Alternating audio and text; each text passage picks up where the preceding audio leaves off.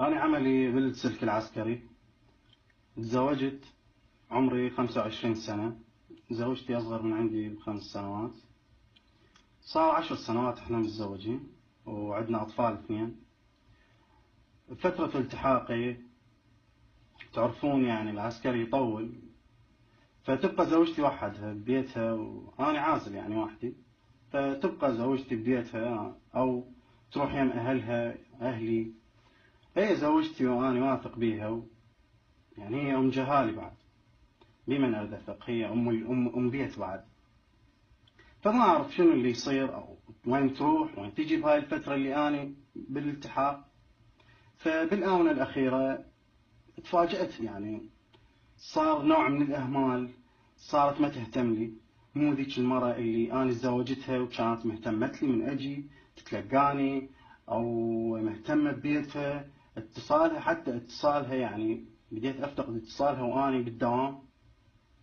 فكثرة المشاكل، ما صار التفاهم، اللغة بيناتنا.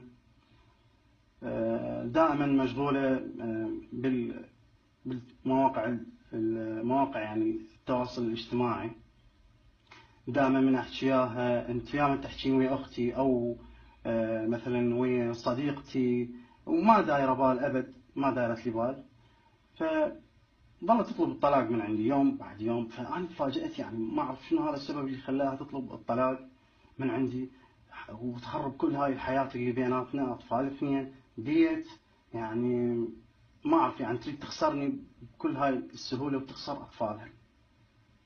فأنا بعد فترة مليت من هاي المشاكل، لأن تعبت كلش من هاي المشاكل. سحبت الأطفال من عندها وطلقتها.